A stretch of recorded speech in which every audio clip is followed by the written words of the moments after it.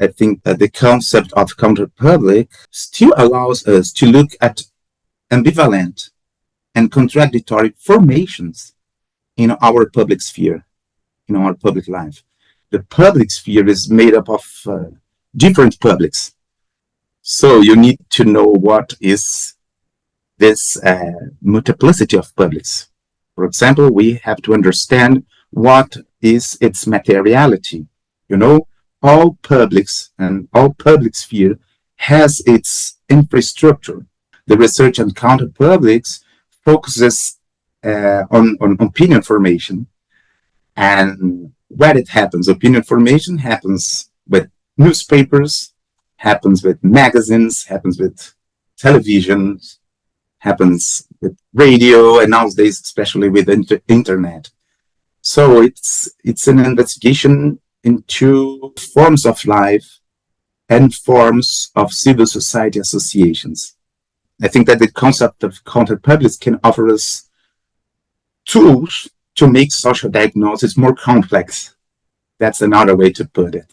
It's impossible to work with this concept without taking into account the plurality of social movements, the plurality of new struggles and manifestations.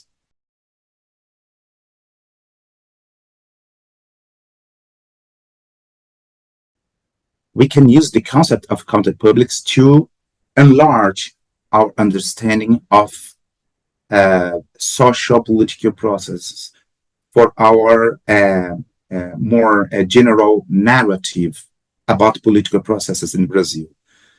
Historically, the most important thing is to understand the loss of hegemony of dominant publics. That's the most important thing that we try to do using the concepts of counterpublics.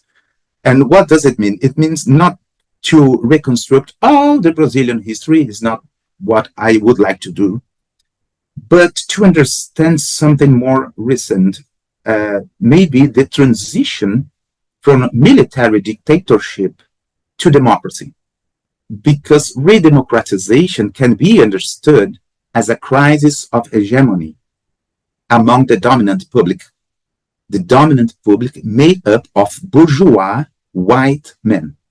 This occurred because of movements that had historically been excluded from the official public sphere. In Brazil, this has to do with feminism, it has to do with Black movement, it has to do with LGBTQ plus movement in Brazil. And without a doubt, I think that it has to do with class conflict. Counterpublics call into question the hegemony of dominant publics.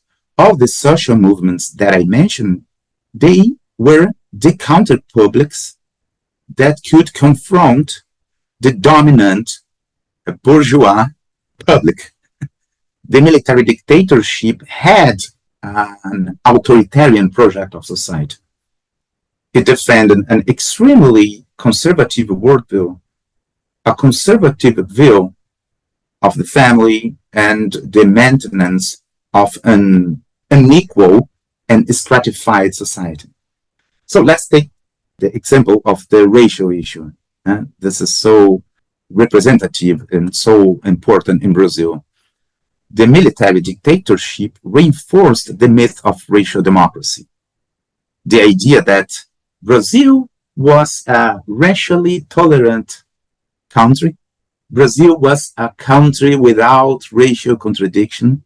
Thus, racism did not exist, according to this myth, according to the worldview of the dominant public at that period of time. In order to preserve this kind of national identity without racial contradiction, it was necessary to prevent the struggles of the Black movement. It was necessary to prevent the Black movement from saying in the public sphere that Brazil was actually racist and that a structural and everyday racism existed.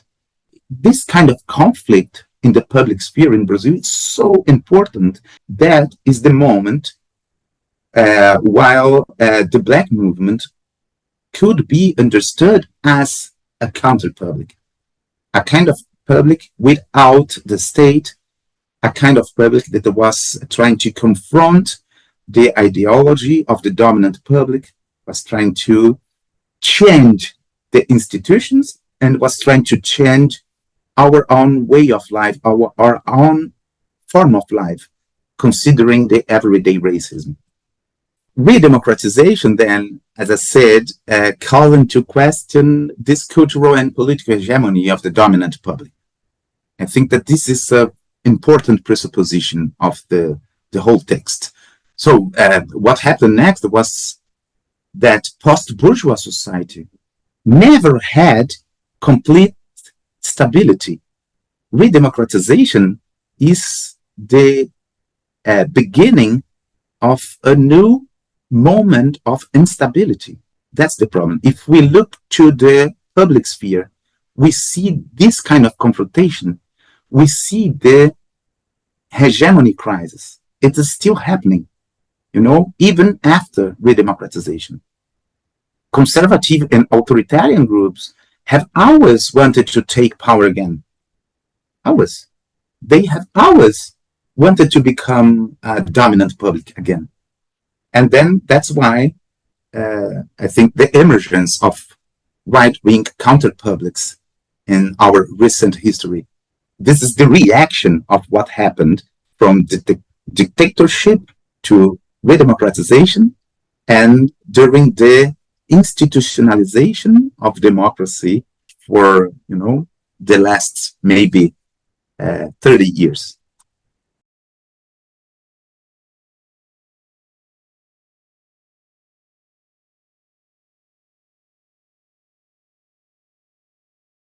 The term social developmentalism, this is the term, a concept coined by Marcos Nobre in one of his books.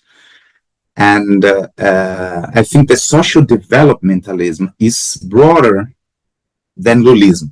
Lulism is part of what happened during the social developmentalism moment. But both terms refer to new social pacts in Brazil, new social negotiations between power groups and popular movements. Pacts that were made, I think they were made to establish this post-bourgeois hegemony. What is social development? Well, a society that is constructing this new social pact around some other meanings of social justice. Social justice in a more plural way. A society sensitive to struggles for recognition.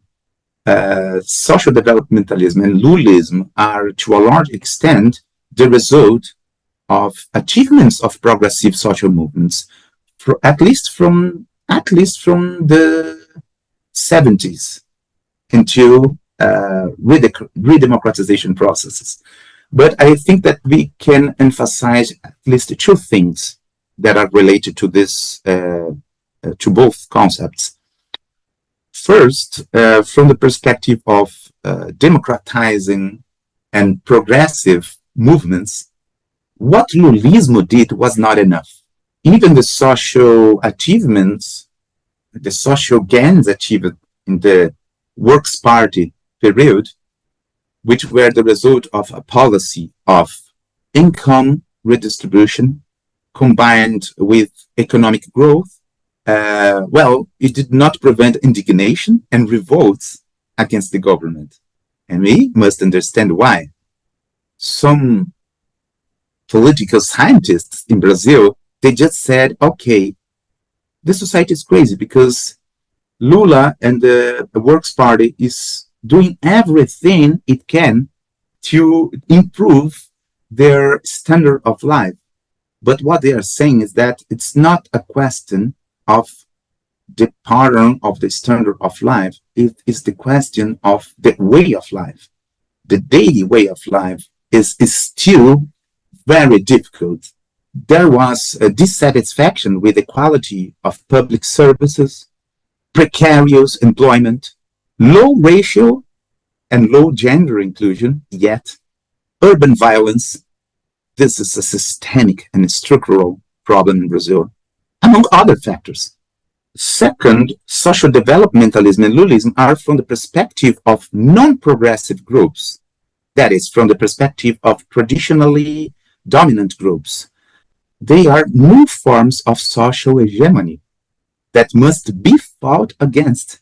But now I'm talking about the other perspective, not the progressive one, but the non-progressive one. I'm talking about the right-wing groups that lost their hegemony during the process of pre-democratization. For right-wing groups, since the end of the dictatorship, we have lived under the rule of communism. That's exactly what they say. The communism, which for them is a non-democratic society.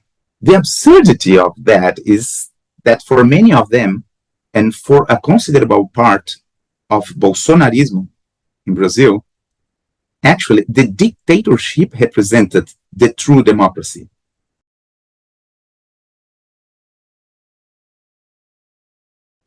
So for right-wing groups, social developmentalism is precisely this, a project of society that just excluded them.